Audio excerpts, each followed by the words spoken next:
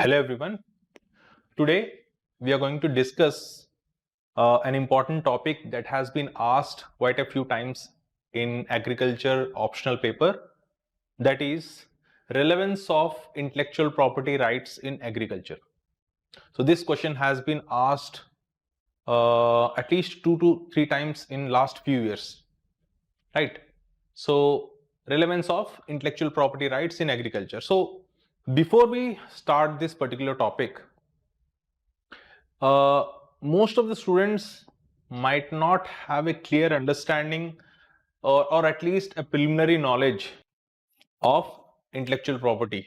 So before we enter into the main topic, uh, I want to discuss regarding intellectual property, because before we delve into the relevance part, one should have a basic understanding of what intellectual property is, what are the legal instruments which are there to protect your intellectual property rights, what is intellectual property, the difference between what is intellectual property, what is intellectual property right, and the legal instruments that are there to protect your rights. So students may not have clear understanding of these things, so it will be very important, it is very important to have a basic knowledge of intellectual property rights, the basic terminology, what are the legal instruments.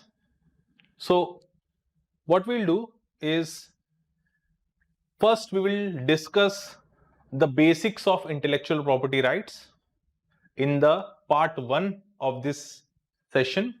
So this particular topic will deal in 2 sessions. In the first session, we'll discuss about intellectual basics of intellectual property rights, and in the second session we will discuss the relevance part कि agriculture में क्या relevance है इसका, how it is related to agriculture, in what fields of agriculture there is role of intellectual property.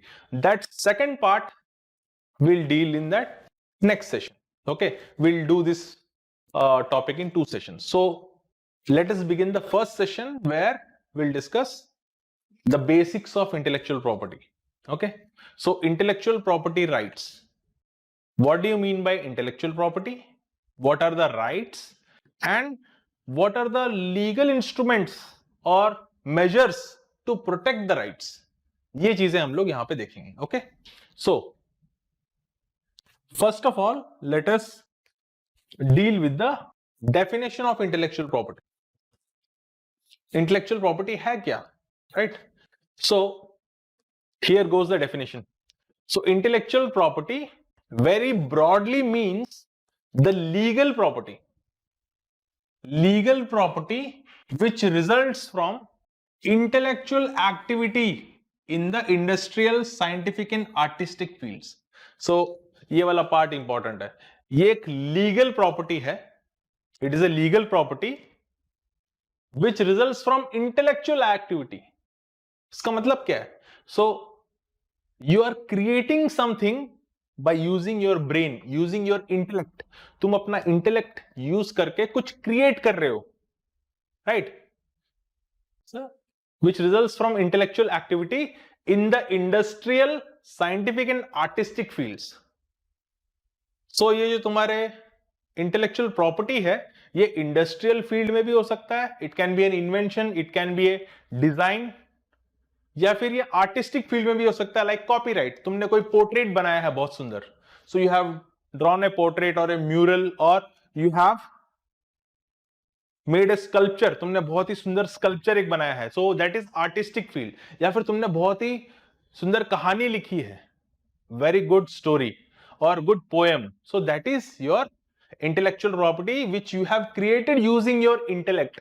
तुमने अपना दिमाग use करके वो क्रिएट किया है, दैट इज योर प्रॉपर्टी. ये इंटेलेक्चुअल प्रॉपर्टी है. ओके, अगर तुम किसी से पूछोगे, स्टूडेंट से जो भी यूपीएससी की तैयारी कर रहे हैं, व्हाट इज इंटेलेक्चुअल प्रॉपर्टी, सो थोड़ा बहुत जिसको पता होगा बोलेगा इंटेलेक्चुअल प्रॉपर्टी वो पेटेंट कॉपीराइट होता है ना, वो इंटेलेक्चुअल प्रॉपर्टी है. वो इंटेलेक्चुअल प्रॉपर्टी नहीं है. आई मीन ब्रॉडली बोला जाए तो हाँ, that is related to intellectual property, but there is clear difference. Suppose you have made a machine, तुमने एक बहुत ही अच्छा मशीन बनाया है जो स्टिचिंग को बहुत इंप्रूव करता है. स्टिचिंग प्रोसेस जो है उसको बहुत इजी बना देता है, कपड़े सिलने वाले प्रोसेस को बहुत आसान कर देता है. तुमने एक मशीन बनाया. So this invention, this machine is your property. ये तुम्हारा प्रॉपर्टी है, ये इंटेलेक्चुअल प्रॉपर्टी है, because it has been created using your intellect. This machine is your intellectual property. ठीक है.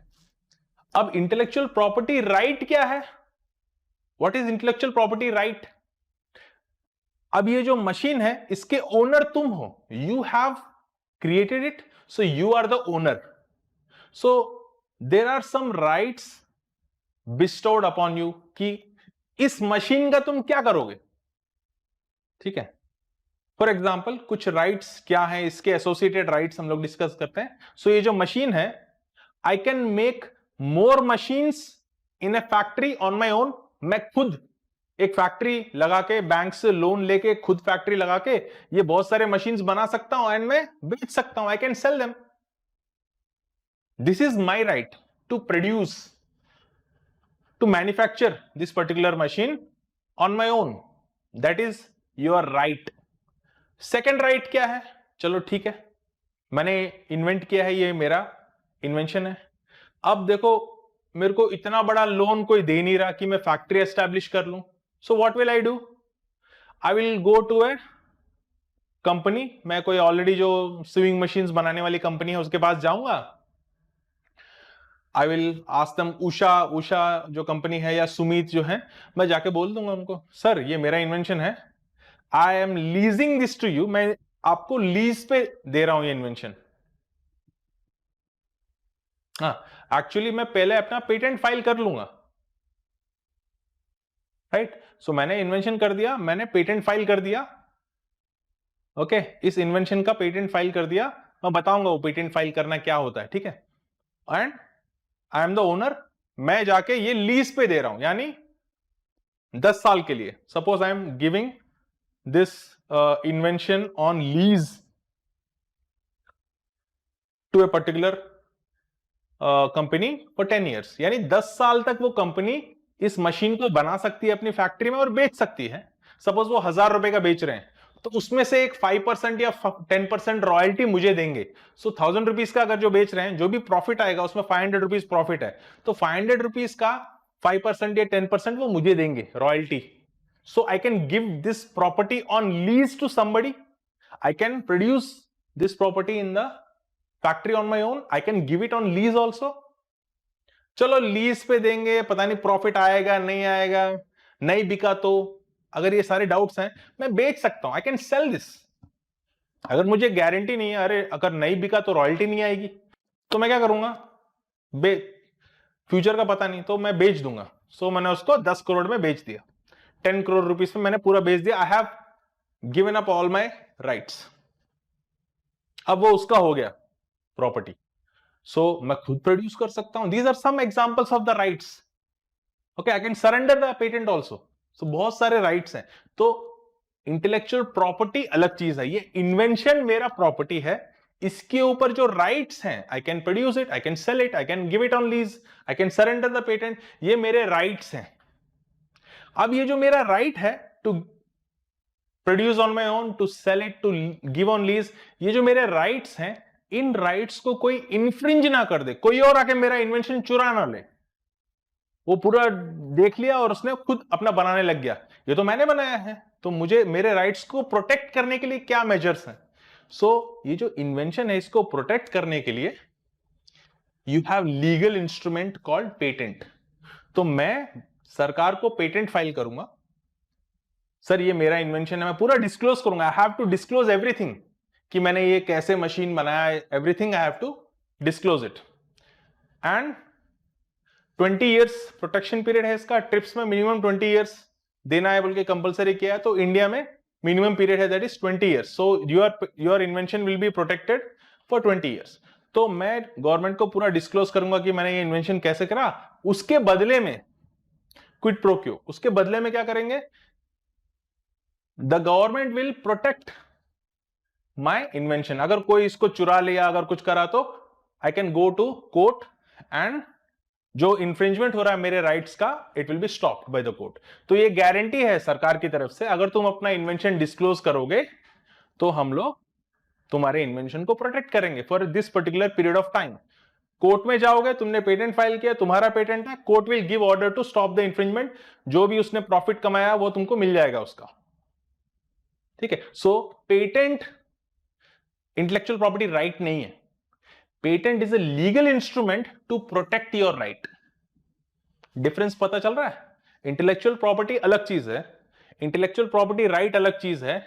Legal instrument to protect the right is different.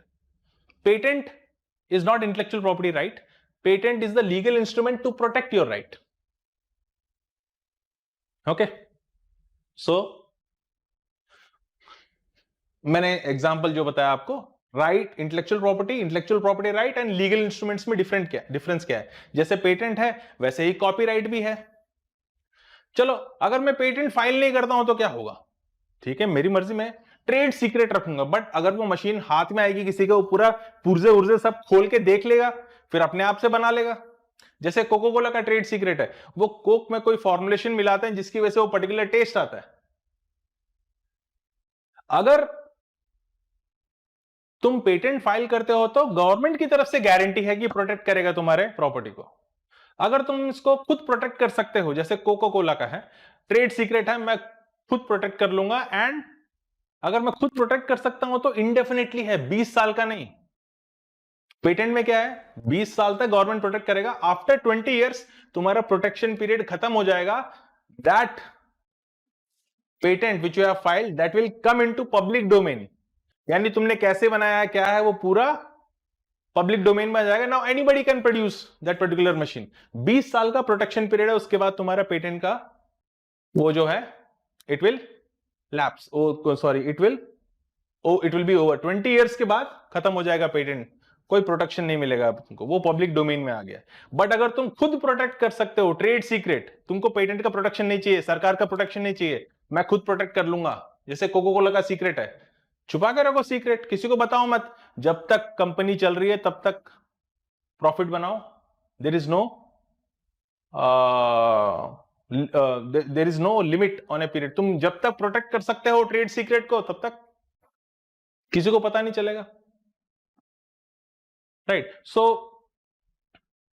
This explanation जो मैंने अभी किया, ये डिफरेंस बताने के लिए कि intellectual property rights and legal instruments में डिफरेंस होता है, कंफ्यूज मत होना, ठीक है।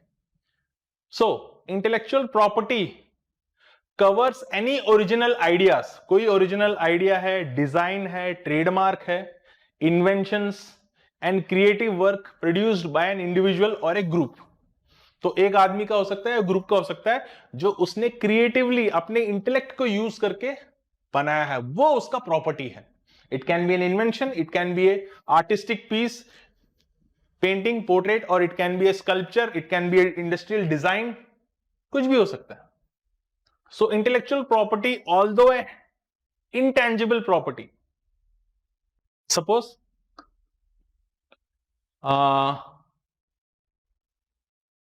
एक ऐसे बोल सकते हैं, एक आइडिया है, या फिर एक आइडिया को प्रोटेक्शन नहीं मिलता है, basically it has to be in some form. So suppose तुमने एक स्टोरी बनाया है, सपोज तुमने एक स्टोरी लिखी है। नाउ ये जो स्टोरी है, it is a hidden property, but ये इंटेंजिबल या हिडन प्रॉपर्टी है, but it is an important tool for accumulating tangible property. Suppose मैंने एक बहुत अच्छा स्टोरी लिखा है, कल कोई डायरेक्टर आके मेरे पे बोलता है कि मैं आपकी जो स्टोरी है उसके ऊपर मूवी बनाना चाहता हूं। So that particular intangible property will start to produce tangible property. जैसे पैसा आएगा, I can accumulate things, I can buy things, right. So ये जो तुम्हारा इंटेंजिबल प्रॉपर्टी है, वो तुमको टैंजिबल प्रॉपर्टी एक्वायर करने में हेल्प करता है। That's what this particular line means. So the owner of intellectual property has certain rights regarding the property. जैसे मैंने बताया था intellectual property rights and legal instruments. All the three are different. कोई किसी को पूछोगे तो intellectual property rights, patent, trademark बोल के रफली बोल देते हैं, बट तीनों में डिफरेंस है. इंटेलेक्चुअल प्रॉपर्टी अलग चीज है, इंटेलेक्चुअल प्रॉपर्टी राइट्स अलग है, and legal instruments, all the three are completely different. So intellectual property क्या है? Intellectual property is your invention और ए पोएम और ए पोर्ट्रेट और ए स्कल्पचर.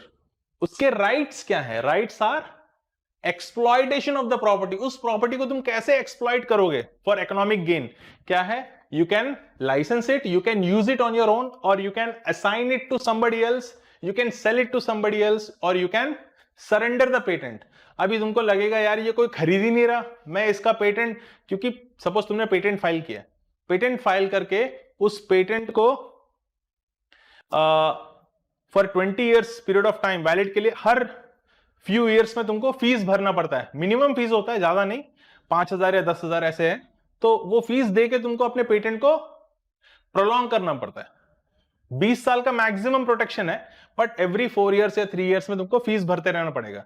पर तुम्हारा जो इन्वेंशन है इतना बेकार है कि कोई खरीद ही नहीं रहा, तुम प्रोड्यूस करके भी बेच नहीं सकते. सो तुमने अपने घर वालों के 10 लाख रुपए बर्बाद करके कुछ इन्वेंशन बनाया, पर वो किसी को बेच ही नहीं पा रहे हो, कोई खरीद ही नहीं रहा, और ऊपर से उस पेटेंट को प्रोटेक्ट करके 20 ईयर्स तक एक्सटेंड करने के लिए हर 2 साल में तुमको फीस भरना पड़ रहा है एक्स्ट्रा. वो अब क्या करोगे यार, ना कोई खरीद रहा है, ये फालतू का पैसा वेस्ट हो रहा है. तुम क्या करोगे? सरेंडर कर दोगे, सर मुझे नहीं प्रोटेक्ट करना अपना पेटेंट, मैं नहीं फीस भर सकता, और छोड़ो, कोई खरीद तो रहा है नहीं मेरा product, so you can surrender it also. So these are the property rights. Now I think you are clear what are intellectual property, sorry, what is intellectual property, what are intellectual property rights related to the property, and legal instruments to protect the rights. So what are the legal instruments? हम लोग legal instruments के बारे में discuss करेंगे. So intellectual property can be protected by following legal instruments. So patents, first वाला जो है तुम्हारा patents, या फिर अमेरिकन एक्सेंट में पैटेंट, पैटेंट बोलते हैं वो लोग, हम लोग पेटेंट, तुम्हारी मर्जी कैसे भी बुला सकते हो. So if you have invented a unique product, the machine और इक्विपमेंट और chemical composition, you can also protect this intellectual property bye filing A patent under the patents act of 1970. So basically क्या है, अगर तुमने कोई चीज invent की है, इन्वेंशंस को पेटेंट मिलता है, डिस्कवरीज को नहीं मिलता. डिस्कवरी का मतलब क्या है? It was already there, you have just found it. Discoveries को, साइंटिफिक थियरीज को पेटेंट नहीं मिलता. It should be an invention. Okay, एक इन्वेंशन होना चाहिए, उसी को पेटेंट मिलता है. सेक्शन 3 है, there are lot of things which can not be patented. So जैसे अगर कोई हार्म करता है, ऐसी चीज जो ह्यूमन लाइफ को या प्लांट लाइफ को उनको हार्म करती है, उनको पेटेंट नहीं करा सकते हो आप. एग्रीकल्चरल मेथड्स और हॉर्टिकल्चरल मेथड्स और सर्जिकल मेथड्स जो मेडिसिन में यूज करते हैं, उनको पेटेंट नहीं करा सकते हो. So there are lot of things that you can not patent. So Indian patent act जो है तुम्हारा 1970 का, उसका सेक्शन 3 है, जहां पर पूरा लिस्ट दिया हुआ है कौन सी चीजें हैं जिसको तुम पेटेंट नहीं करा सकते. ओके, नॉर्मली इन्वेंशंस को पेटेंट मिलता है, यानी you can patent an invention. It should be an invention. So to file a patent, your invention should pass 3 criteria. 3 criteria fulfill होना चाहिए, then only you will get a patent. तुमने file भी कर दिया तो एग्जामिनर रिजेक्ट कर देगा अगर ये तीनों क्राइटेरिया तुम पास नहीं होते. पहला क्राइटेरिया क्या है? नोवेल्टी और न्यूनेस, यानी तुम्हारा जो इन्वेंशन है वो नया होना चाहिए, अभी तक वो पब्लिक डोमेन में नहीं है. It is not there in the public domain, यानी पब्लिक नॉलेज में नहीं है. अगर तुमने कहीं एग्जीबिशन में, कहीं साइंस फेयर में अगर अपना इन्वेंशन दिखाया भी है, तो within 12 months you have to file the patent. तो थोड़ा एक्सेप्शंस भी हैं, तो 12 महीने के अंदर अंदर तुमको करना पड़ता है. तो एक्सपो में कहीं पे तुमने अपना इन्वेंशन दिखाया है प्रमोशन के लिए, so within 12 months you have to file a patent. अगर तुमने कहीं पर पब्लिश किया है अपना पेटेंट के बारे में, so within 12 months of publication you have to file the patent. So it should be new, that means it should not have been in public domain. Public knowledge में, कॉमन नॉलेज में नहीं होना चाहिए ये, ठीक है, न्यू होना चाहिए। सेकंड, यूटिलिटी और usefulness, and it should be capable of industrial application. तो यूजफुलनेस होना चाहिए, it should be capable of industrial application, यानी तुम उसको लार्ज स्केल में प्रोड्यूस कर सको, ऐसा होगा तभी उसको पेटेंट क्राइटेरिया को पास करेगा। सो इंडस्ट्रियल एप्लीकेबिलिटी एंड यूजफुलनेस, बेकार की चीजों को जो हार्म करता है उनको पेटेंट नहीं मिलता है। सपोज फॉर एग्जांपल गिलोटिन है, गिलोटिन मींस वो गर्दन उड़ाते हैं ना, तुमने मेडिवल मूवीज में देखा होगा। सो फ्रेंच रेवोल्यूशन में it became quite famous. So guillotine से क्या है, गर्दन लगा के आपकी गर्दन को उड़ा देंगे। सो फ्रेंच रेवोल्यूशन के टाइम पे बहुत फेमस हुआ था। सो गिलोटिन, अगर मैं अपना एक नया डिजाइन बनाता हूं और एक उसको गिलोटिन ऑटोमेटेड मैंने बना दिया, अब मैं पेटेंट फाइल करने के लिए अप्लाई कर रहा हूं, गिलोटिन बनाया है मैंने नया, वो सच में अगर एग्जामिनर हमारे साथ कम्युनिकेट कर सकता तो बोलेगा बेवकूफ हो क्या, गिलोटिन को क्यों तुमको पेटेंट मिलेगा, ये हार्मफुल चीज है, इट इज ऑफ गिलोटिन से कौन एग्जीक्यूट कर रहा है। अगर आपको कहीं पर इंडिया में तो नॉर्मली फांसी देते हैं, अगर वही अगर एग्जीक्यूट करना है प्रिजनर्स को भी हीनियस क्राइम्स के लिए, अगर वही अगर यूएस में जाओगे तो या तो इलेक्ट्रिक्यूट करेंगे या फिर केमिकल इंजेक्शन देके मारेंगे। गर्दन उड़ा कौन सी, I mean may be Arab countries में कहीं पर होगा ऐसा लॉ, बट अदरवाइज गर्दन कौन उड़ाता है, तो ऐसी चीज के लिए पेटेंट थोड़ी ना दिया जाएगा। So it is useless, though it can be produced on mass scale, but ऐसी चीजों को पेटेंट नहीं मिलता है, ठीक है। So third and most important, ये भी बहुत इंपॉर्टेंट है, नॉन ऑब्वियसनेस। नॉन ऑब्वियसनेस, तुम्हारा पेटेंट जो इन्वेंशन है, your invention should be non obvious to the person in the same field, यानी कोई इन्वेंटिव स्टेप होना चाहिए तुम्हारे इन्वेंशन में, तुम्हारा जो इन्वेंशन जो फाइनल प्रोडक्ट है उसको बनाने में कोई इन्वेंटिव स्टेप होना चाहिए। इसका मतलब क्या है, it should be non obvious to the person who is working in the same field. Suppose मैं हूं और मेरा दोस्त है, हम दोनों माइक्रोबायोलॉजिस्ट हैं, इमेजिन करो एक हाइपोथेटिकल स्टोरी है, हम दोनों माइक्रोबायोलॉजिस्ट हैं। सो मैंने एक माइक्रो ऑर्गेनिज्म को बनाया है, I mean it was already there in the nature, but मैंने उसके जीन को मैनिपुलेट किया है। I have manipulated the gene, genetic engineering करके मैंने उसके जीन को मैनिपुलेट कर दिया, and I have created this micro organism. अगर अब ये माइक्रो ऑर्गेनिज्म, इसके मैंने पेटेंट फाइल कर दिया, पेटेंट आई मीन अप्लाई कर दिया मैंने, बट ये जो इन्वेंशन है मेरा, मेरे फुल डिस्क्लोजर के बिना, अगर मैंने क्या क्या किया, what I have done step wise, कौन सा जीन कहां से लाया, अगर मैंने ये नहीं बताया, पूरा डिस्क्लोज नहीं किया, तो कोई और बंदा जो माइक्रोबायोलॉजी की फील्ड में काम करता है वो नहीं कर पाएगा।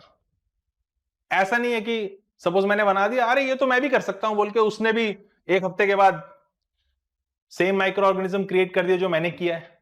अगर इतना ऑब्वियस है तो उस चीज को पेटेंट नहीं मिलता है। It should be non obvious to the person in the same field. So inventive step, कुछ नया होना चाहिए,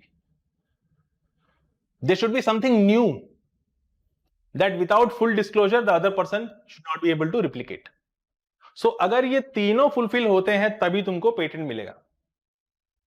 okay, so maximum duration of protection of patents in India is 20 years, क्योंकि जो ट्रिप्स है, डब्ल्यूटीओ का जो इंटेलेक्चुअल प्रॉपर्टी रिलेटेड जो ब्रांच है, जो ट्रिप्स है, trade related intellectual property rights जो है ट्रिप्स, तो उसके अंडर जो है वो मिनिमम रिक्वायरमेंट्स को जो भी कंट्री डब्ल्यूटीओ का मेंबर है, they have to follow those minimum requirements. So minimum protection period उसमें दिया हुआ है हर लीगल इंस्ट्रूमेंट के लिए। सो पेटेंट्स के लिए 20 ईयर्स है, कोई देश अगर 30 ईयर्स देना चाहता है तो उनकी मर्जी, दे सकते हैं, बट मिनिमम 20 साल तो प्रोटेक्शन देना ही होगा।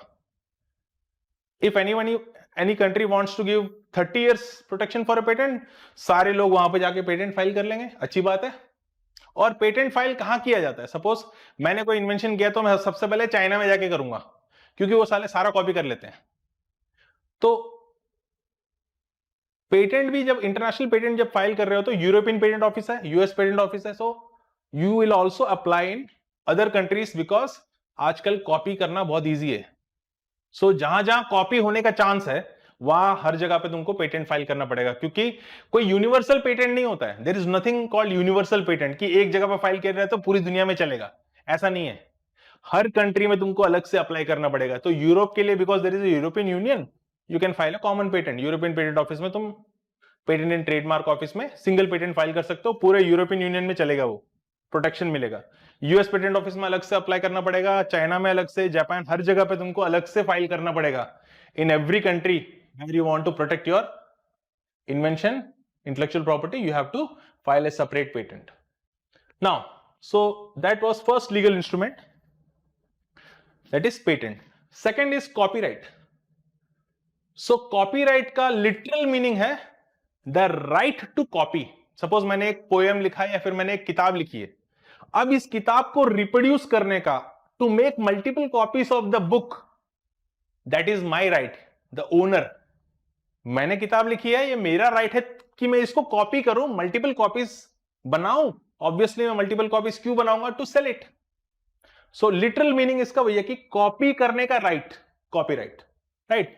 सो copyright applies to protection of tangible and intangible creative works. तो क्रिएटिव वर्क को प्रोटेक्ट करने के लिए हम लोग कॉपीराइट लीगल इंस्ट्रूमेंट को यूज करते हैं। सो कॉपीराइट, अगर कोई भी लिटरेरी आर्टिस्टिक वर्क, अगर ड्रामेटिक सिनेमाटोग्राफिक वर्क अगर कुछ भी किया है आपने, you can apply for copyright.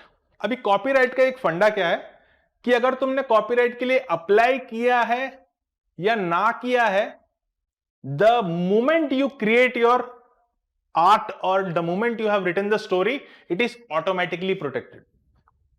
अब कोर्ट में जब सपोज किसी ने कॉपी कर लिया तुम्हारा, अब कोर्ट में जब जाओगे तब तुमको ये डिफेंड करना होगा कि पहले तुमने किया है, ये तुमसे इसने कॉपी किया है, वो तुमको डिफेंड, वो अपने राइट को प्रोटेक्ट करने के लिए you have to provide evidences.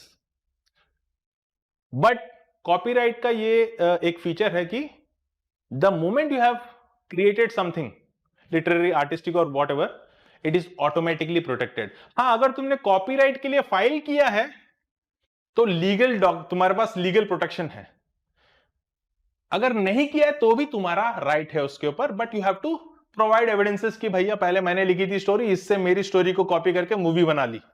That you have to provide in the court. तुमको एविडेंस देना पड़ेगा, then court will protect your और stop the infringement of the right. So copyright applies to the protection of tangible and intangible creative works. So you own copyright the moment you create something if you did not register it. तो register कर लो तो बहुत अच्छा है, legal protection मिल गया। नहीं करोगे तो भी automatically it is protected, but again you have to fight and provide evidences. So however, it will be easier to validate your ownership, especially in a legal dispute, if you have registered your work under the Copyright Act. इसलिए हर कोई आदमी आजकल copyright file कर देता है, right. वरना court में जाओगे लीगल डिस्प्यूट में, ये सारे एविडेंसेस दिखाना सरदर्द है। जस्ट फाइल ए कॉपीराइट इमीडिएटली। अगर नहीं करते होगे तो भी तुम्हारा ही राइट है, एविडेंस होना चाहिए बस लीगल डिस्प्यूट में।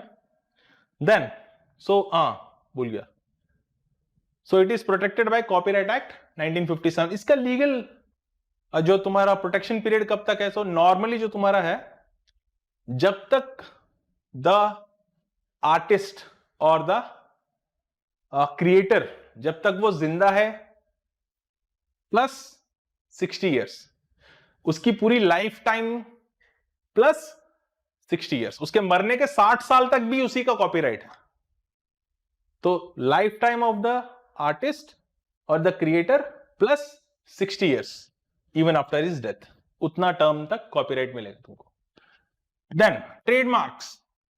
सो ट्रेडमार्क्स क्या होते हैं? Trademarks are symbols, designs, logos and catch phrases as a part of marketing strategy and identity in a business. Suppose Tata है, टाटा जो कार है, कार के ऊपर टाटा लिखा होता है, वरना TA बोल के बस या फिर कोई लॉरी है तो उसके ऊपर लिखा होगा। अगर ह्यूंडई है तो एक ओवल सा होता है और एच लिख के लिखा होगा, या नाइकी का तुमने राइट वाला सिंबल देखा होगा, एडिडास में 3 स्टंप्स ऑफ डिफरेंट हाइट वो देखा है. So every company okay has their own logo. So ये जो लोगो है, it can be a symbol, it can be a design, it can be a colour combination, है ना. Pepsi का colour combination तुमने देखा होगा, रेड एंड ब्लू, बीच में व्हाइट ऐसे बॉल की तरह होता है. So it can also be a colour combination. So और कैच फ्रेजेस, पेप्सी ये दिल मांगे मोर जो है ना, पेप्सी का है, हाँ पेप्सी ये दिल मांगे मोर. सो वो ये दिल मांगे मोर वो भी कैच फ्रेज भी almost that can be considered as an extension of the trademark. Catch phrases भी एक्सटेंशन है. नाइकी का है जस्ट डू इट, है ना, जस्ट डू इट सुना होगा, नाइकी के नीचे लिखा होता है. So even the catch phrases are considered as a part of extension of the trademark. So business uses symbols, designs, logos, catch phrases as a part of marketing strategy and identity. तो वो उनका identity है, right. Nobody can steal this logo और dilute this goodwill that they have acquired. So ये बहुत अच्छी company है, बहुत सालों से काम कर रही. सपोज नाइकी है, so Nike they produce good quality sports shoes और running shoes whatever. So sports shoes बनाती है. अभी कोई कंपनी है जो दिल्ली बेस्ड है, राइट, इन्होंने नाइकी का वो लोगो कॉपी करके नकली आई मीन अच्छे क्वालिटी पुअर क्वालिटी का जूता बना के उसमें नाइकी का सिंबल यूज करके वो लोग पालिका बाजार में बेच रहे हैं. दिल्ली में एक मार्केट है कनॉट प्लेस के पास, पालिका बाजार में नकली माल बेच रहे हैं. सो क्या होगा, सपोज कोई बंदा जिसके ब्रांड्स के बारे में ज्यादा पता नहीं लेकिन उसने सुना है ओके नाइकी, सो अगर उसने पहले कभी यूज नहीं किया है वो प्रोडक्ट, वो आइडेंटिफाई नहीं कर पाएगा कि कौन सा असली है कौन सा नकली है. सपोज उसने वो पहन लिया और वो 4-5 दिन के बाद जॉगिंग करते समय उसका नीचे सोल जो है वो लटक रहा है, फट गया. अब उसके मन में उसको वो क्या सोचेगा, यार नाइकी का प्रोडक्ट तो इतना घटिया है, फालतू में लोग इतना वो करते हैं. पर गलती उसकी थी क्योंकि उसने, अभी गलती उसकी भी नहीं थी क्योंकि उसने कभी ब्रांड पहना नहीं था, बस उसको पता था कि वो टिक जो राइट वाला है सिंबल होता है वो नाइकी का है. But he was not aware, गांव से आया था, उसको लगा कि ये ब्रांडेड शूज हैं, 3,000 देके बेवकूफ बना के बेच दिया उसको. पर उस ब्रांड के बारे में जो नेगेटिव परसेप्शन अब उसने डेवलप कर लिया है, वो किसी को बोलेगा अरे नाइकी के मत खरीदना, मैंने खरीदे थे बिल्कुल बेकार है, जो उसका दोस्त है उसको भी बोलेगा. सो इस तरह से ब्रांड जो है, सो ब्रांड का जो ट्रेडमार्क डाइल्यूशन बोलते हैं इसको, यानी उसका जो नाम है, गुडविल जो उन्होंने इतने सालों से अपने गुड प्रोडक्ट को बेच के कमाया है, वो डाइल्यूट हो रहा है, राइट. सो वो हॉलमार्क या जो वो सिंबल है उसको कोई और आदमी इस तरह से खराब नहीं कर सकता, उनका गुडविल को खराब नहीं कर सकता. सो even the trademark is protected, the logo symbol वो भी प्रोटेक्टेड है, कोई भी अपनी मर्जी से वो सिंबल यूज नहीं कर सकता. So the goodwill is associated with that particular mark, goodwill of the company is associated with that mark, so they don't want to ruin it. So वो भी उन प्रोटेक्ट करके रखते हैं, कोई भी बंदा अपनी मर्जी से ट्रेडमार्क को यूज नहीं कर सकता. बट होता है बहुत, इंडिया में तो बहुत जगह पर है, nobody cares about the intellectual property, हर जगह पर जेरोक्स मार मार के बेचते हैं. फेयर यूज की चीजें भी हैं, there are many things in copyright. जैसे अगर कोई स्टूडेंट है, कॉपीराइट की बात कर रहा हूं, कोई स्टूडेंट है वो लाइब्रेरी में बहुत गरीब है, वो बहुत महंगी बुक है मेडिसिन की, वो खरीद नहीं सकता, तो वो एक चैप्टर फोटोकॉपी करा के या थोड़ा पार्ट फोटोकॉपी करा के पढ़ रहा है वो. So that comes under fair use. But fair use का भी धज्जियां उड़ा दी है यहाँ पर. इफ यू गो, आप मुखर्जी नगर में जाओ या फिर आप जो राजेंद्र नगर में जाओ, सारे बुक्स का कॉपीराइट नाम की कोई चीज नहीं है. अगेन डेवलपिंग कंट्रीज में इंटेलेक्चुअल प्रॉपर्टी राइट्स को प्रोटेक्ट करना भी थोड़ा मुश्किल है. Okay, so business uses symbols, designs, logos, catch phrases. So ये ट्रेडमार्क कुछ भी हो सकता है. फॉर एग्जांपल यहां पर एक डिजाइन है एंड डिफरेंट कलर्स हैं, यहां पर एक लोगो है LG, यहां पर एक टिक मार्क है, दिस इज विप्रो, ये मोजिला फायरफॉक्स का है, स्टारबक्स का है, Domino's, Audi.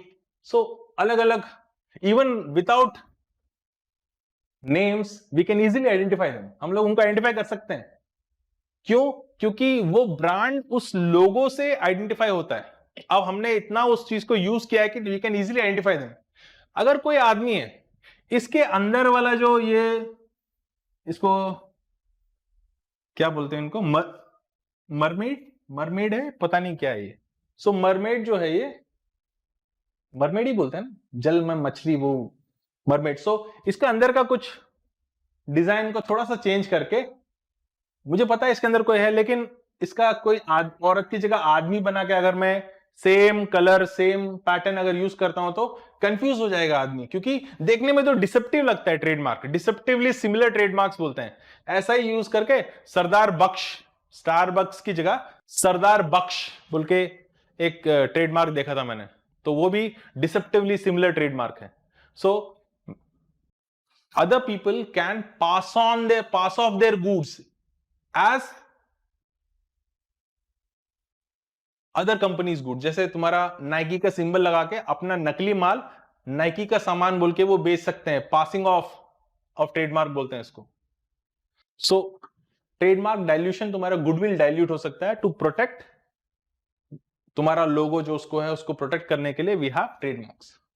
So it's these images and words that help a company connect to its customers. Thus, these need to be protected from possible commercial saboteurs who might use or copy the design of their own economic gain.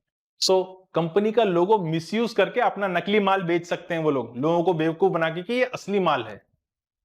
समझ रहे हो क्या बोल रहा हूं मैं? सो trademark dilution तुम्हारा goodwill खराब कर सकते हैं। सो companies have to protect their trademark. So you can register your trademark to protect it's under the Trademark Act 1999. Same thing applies to domain names also. तो domain names जो तुम्हारा वो जो yahoo.com या फिर तुम्हारा जो भी इंटरनेट पे डोमेन नेम यूज कर रहे हो तुम, easemytrip.com या yatra.com जो भी है, तो उसको भी प्रोटेक्ट करने के लिए you have trademark act 1999। So 10 years का प्रोटेक्शन है, and you can extend this for another 10 years by paying. जब टर्म खत्म होने से पहले एक और बार तुम नेक्स्ट 10 साल के लिए अप्लाई कर सकते हो। इस तरह से तुम for a unlimited period of time you can extend the protection of trademark.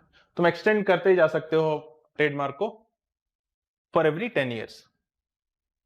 Then industrial design.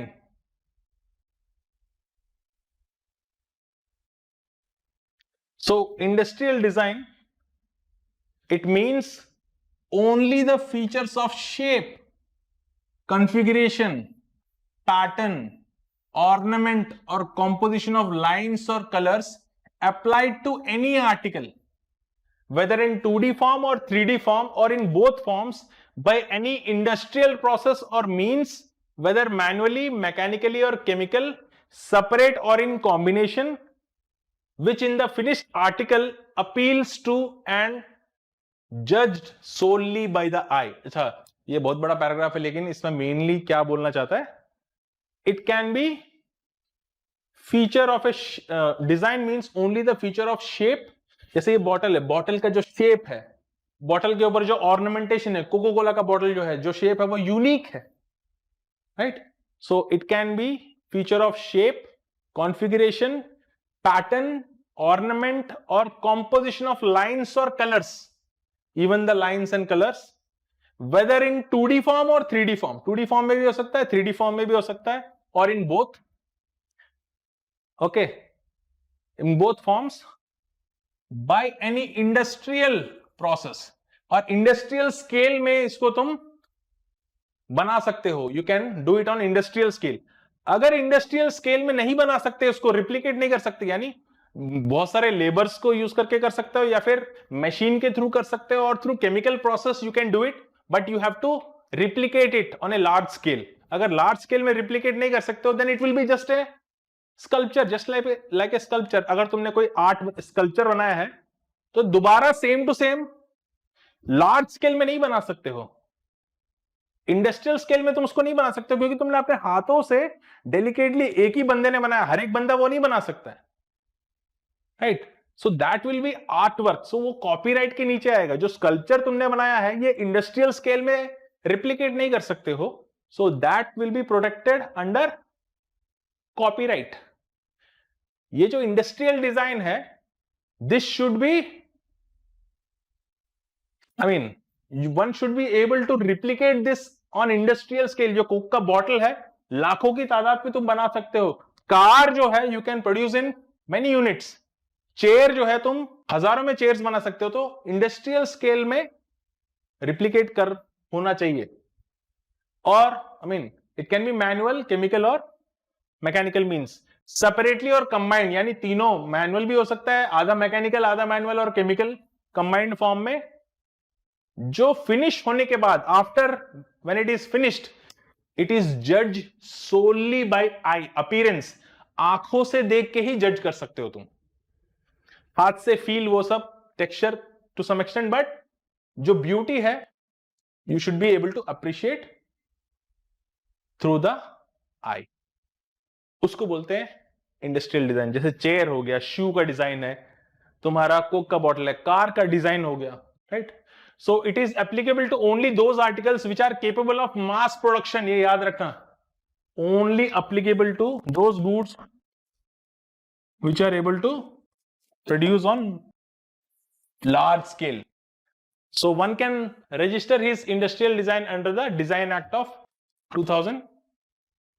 So industrial design तुमको मैक्सिमम प्रोटेक्शन जो है वो 15 साल का होता है, पहले 10 साल के लिए, फिर एक्सटेंड कर सकते हो 5 साल के लिए।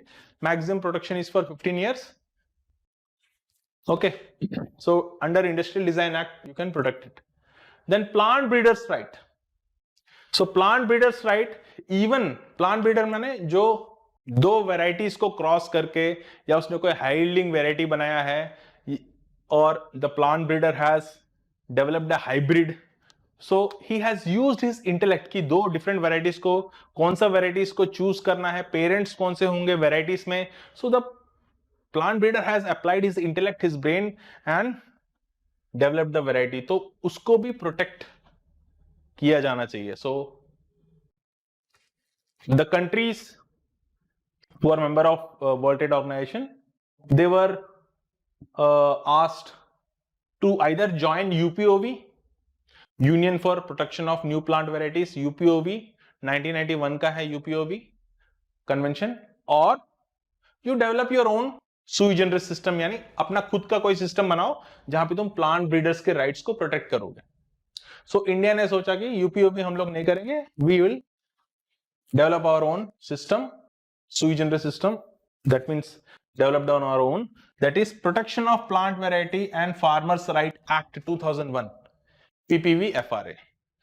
So this as a separate question is also asked in the examination. तो ये भी separately भी एग्जाम में आता है, PPV-FRA 2001 के मेन कैरेक्टरिस्टिक फीचर्स क्या हैं, राइट। सो PPV-FRA, तो हम लोगों ने फार्मर्स के साथ साथ, so along with the plant breeders right, we have also given certain rights to the farmers, because again farmers have also contributed in conserving the biodiversity, they have also developed land races, तो farmers को भी certain rights दिए हैं। okay, so हम लोग यहाँ पर इतना डिटेल में नहीं जाएंगे, we'll do a separate video in future on that also, but for now even plant breeders को भी rights हैं। इसका मैक्सिमम ड्यूरेशन जो नॉर्मल वेराइटीज हैं 15 साल है, जो एनुअल क्रॉप्स के लिए है 15 साल, और जो फ्रूट ट्रीज हैं या फिर जो वाइन्स हैं, जैसे ग्रेप वाइन हो गया, वाइन्स हैं, क्लाइंबर्स की बात कर रहा हूं, नॉट ड्रिंकिंग वाइन, क्लाइंबर्स की बात कर रहा हूं।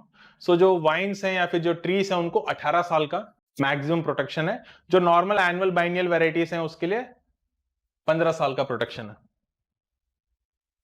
Then we have geographical indicators. So what do you mean by that? So geographical indicators तुमने बहुत सुना होगा। जियोग्राफिकल इंडिकेटर्स फॉर एग्जांपल तुम्हारा दार्जिलिंग टी हो गया, या शैंपेन हो गया जो तुम्हारा फ्रांस से आता है, शैंपेन डिस्ट्रिक्ट से, या फिर तुम्हारा तिरुपति का लड्डू हो गया, बीकानेरी भुजिया हो गया। So there are many geographical indicators in India, बहुत सारों को जियोग्राफिकल इंडिकेशन मिल चुका है। So geographical indication in relation to goods, so it is given with respect to goods. What do you mean by that? So geographical indication in relation to goods means an indication which identifies such goods as या तो agricultural goods होंगे या फिर natural products होंगे और manufacture product भी हो सकता है. It can be an agricultural product जैसे बासमती हो गया, और it can be natural product, और इट कैन बी कोई सॉल्ट है, या फिर हो सकता है ये कोई मैन्युफैक्चर्ड गुड हो, जैसे कोल्हापुर का चप्पल हो गया, बनारस का साड़ी हो गया, ऐसा मैन्युफैक्चर्ड भी हो सकता है. as originating or manufactured in the territory of a country or a region or locality in that territory. यानी एक स्पेसिफिक जियोग्राफिकल रीजन से ये गुड्स या तो प्रोड्यूस हो रहा है नेचुरली, या एग्रीकल्चरल कमोडिटी है, या फिर मैन्युफैक्चर होकर आ रहा है एक पर्टिकुलर टेरिटरी से. It can be a country और it can be within the country a small territory. जैसे बीकानेर से आ रहा है बीकानेरी भुजिया, दार्जिलिंग से दार्जिलिंग टी आ रहा है, तिरुपति लड्डू, तिरुपति वो जो टीटीडी जो देवस्थानम है वहां से वो लड्डू आ रहा है. अल्फांसो मैंगो जो है वो तुम्हारा रत्नगिरी एरिया से आ रहा है. सो एक पर्टिकुलर जियोग्राफिकल रीजन से ओरिजिनेट हो रहा है वो. It can be natural product, agricultural commodity, और can be manufactured product, but वो एक जियोग्राफिकल रीजन से आ रहा है. So, where the given quality, reputation or other characteristic of such good is essentially attributed or attributable to its geographical origin. तो वो जो quality है या फिर जो रेपुटेशन है या जो कैरेक्टरिस्टिक है वो जियोग्राफिकल ओरिजिन से एट्रीब्यूटेड है. And in case where such goods are manufactured goods, या तो ये नेचुरल गुड नेचुरल प्रोडक्ट्स हैं या फिर एग्रीकल्चर प्रोडक्ट्स है, तो उस एरिया से आ रहे हैं, या फिर ये मैन्युफैक्चर्ड प्रोडक्ट है. If it is a manufactured product like Banaras sari, Kolhapuri chappal, one of the activities of either the production, या तो प्रोडक्शन उस जियोग्राफिकल एरिया में हो रहा है, या प्रोसेसिंग वहां पर हो रहा है, या प्रिपरेशन उस जगह पे होना चाहिए, उस जियोग्राफिकल एरिया में होना चाहिए. So it is related to the geographical area. अगर ये मैन्युफैक्चर्ड गुड है, या तो वो मैन्युफैक्चर्ड गुड का प्रोडक्शन, प्रोसेसिंग या फिर प्रिपरेशन उस जियोग्राफिकल एरिया में होता है, तभी वो उसको जियोग्राफिकल इंडिकेशन मिलेगा. Okay, it takes place in that particular territory और region. So for statutory protection, the product or article has to be registered under the Geographical Indication of Goods Act of 1999. तो यहां पर भी 10 साल का protection है. फिर तुम उसको और 10 साल के लिए एक्सटेंड कर सकते हो in perpetual, perpetuity you can extend for every 10 years. हर 10 साल में एक्सटेंड करते जा सकते हो इसको तुम. और ये कोई इंडिविजुअल पर्सन का राइट नहीं है. ज्योग्राफिकल इंडिकेशन उस एरिया का कोई भी रीजन, उस एरिया का कोई भी बंदा, सबका राइट है. वो एक बंदे का राइट नहीं है. This is a community right. उस एरिया में जितने भी लोग रह रहे हैं, बीकानेरी भुजिया, बीकानेर में जो भी है वो सब लोग भुजिया बना के बेच सकते हैं, बीकानेरी भुजिया बोल के स्टैंप लगा के. दार्जिलिंग में जो भी टी प्रोड्यूस करने वाली कंपनी है, everybody can use the term Darjeeling tea. Champagne region से जो भी वाइन बन के आ रहा है, they can all use the term Champagne. वो कम्युनिटी का राइट है, इंडिविजुअल पर्सन का राइट नहीं है. उस एरिया में जो भी वो चीज कर रहे हैं, वो काम कर रहे हैं. कोल्हापुरी में जो जो चप्पल बनाने वाले हैं, सब लोग कोल्हापुरी चप्पल बोल के बेच सकते हैं. किसी एक दुकान वाले का राइट नहीं है, वो सबका है, कम्युनिटी राइट है. Then integrated circuits. सो जो तुम्हारा माइक्रोचिप या इंटीग्रेटेड सर्क्यूट है, उसका डिजाइन, उसका लेआउट डिजाइन के लिए तुमको ये जो डिजाइन है ना, कहां पर तुम्हारा ट्रांजिस्टर लगेगा, कहां पर क्या है, ये डिजाइन के लिए तुमको प्रोटेक्शन मिलता है. This design can be protected. Okay, so integrated circuits. So recognition to the form of intellectual property manifested in semiconductor integrated circuits layout design. ये लेआउट डिजाइन, इंटीग्रेटेड सर्क्यूट का लेआउट डिजाइन को protection मिलता है. The way you have placed the transistors and everything, उस design को protection मिलेगा. So layout design means layout of transistors and other circuitry elements and includes lead wires connecting such elements and expressed in any manner in semiconductor integrated circuit. So ये जो layout design है, this is protected. So statutory protection is given under the Semiconductor Integrated Circuits Layout Design Act of 2000. तो यहां पर maximum period of I guess it is 10 years. फिर तुम 5 साल के लिए और एक्सटेंड कर सकते हो. 10 + 5, I think it is 10 + 5. Then we have traditional knowledge. So it is a accumulative body of knowledge and beliefs handed down through generations by cultural transmission about the relationship of living beings, including humans, with one another and their environment. So it is unique to a given culture or community. So traditional knowledge का मतलब क्या है? Traditional knowledge can be regarding literature, it can be regarding songs, artistic work, it can be regarding medicinal plants, it can be regarding drawings और paintings. तो किसी भी field में हो सकता है. ऐसा नहीं है कि ट्रेडिशनल नॉलेज का मतलब है सिर्फ बोटानिकल्स या फिर सिर्फ मेडिसिनल प्लांट्स के बारे में. No, it can be in literary, artistic, cultural, folklore, medicinal, हर फील्ड में हो सकता है ये traditional knowledge. So traditional knowledge जो है, it is called traditional knowledge not because it is old knowledge. Traditional knowledge का मतलब ये नहीं कि old है. Traditional knowledge क्यों बोलते हैं? It is the knowledge which is passed on to the next generation traditionally. जो traditional method, oral method में या तो बता के या फिर practice के through. It is called traditional knowledge not because of its antiquity. It is called traditional knowledge because the way in which it is transmitted, it is traditional, orally या फिर through practice. Okay, traditional knowledge can be in any field, so generally transmitted orally or through practice. So तुम्हारे जो गांव में जो आयुर्वेद वैद्य जी हैं, so he knows, suppose कोई जंगल में रिमोट एरिया है, हिमालयस के पास छोटा सा गांव है, the person who is acting as a doctor वहां पर जो कर रहा है वो वैद्य जी बोलते हैं. ट्रेडिशनल, आई मीन पता नहीं, वर्नाकुलर लैंग्वेज में वैद्य जी बोलते हैं. So he has the knowledge of herbs which can cure certain elements. तो वो बोलेगा अगर बुखार है तो ये ना, ये जड़ी बूटी है, इसको पानी में उबाल के पानी पी लो, ठीक हो जाओगे. So he knows the plants of the surroundings, right, which has medicinal properties.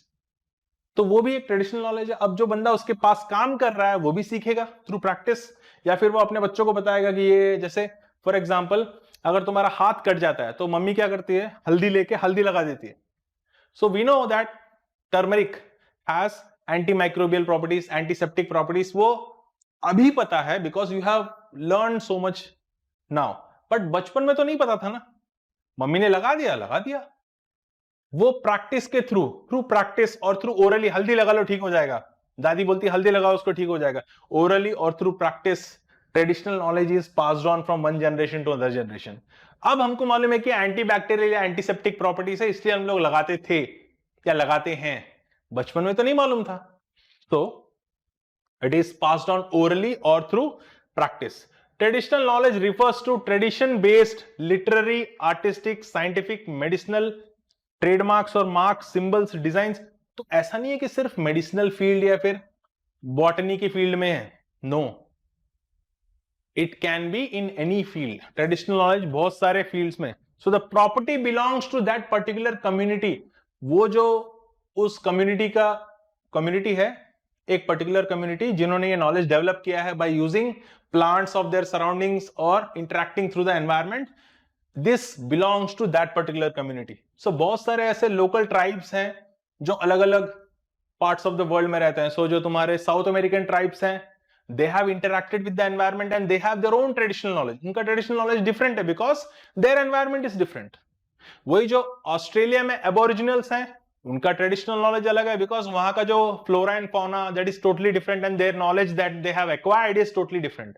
Asia में जो कम्युनिटीज हैं, ईस्टर्न एशिया में जो कम्युनिटीज हैं, जो पैसिफिक आइलैंड्स हैं, वहां का अलग है ट्रेडिशनल नॉलेज बिकॉज वहां का फ्लोरा एंड फौना, एनवायरमेंट सब कुछ अलग है. So it belongs to a particular community. वो उस पर्टिकुलर कम्युनिटी से बिलोंग करता है. अलग अलग कम्युनिटीज का अलग अलग नॉलेज बेस हो, ठीक है. So Nagoya protocol on access and benefit sharing under convention on biological diversity is legally binding international framework which gives rights to the communities over traditional knowledge and genetic resources. अभी बहुत बार ऐसा होता है कि biopiracy का cases देखा है.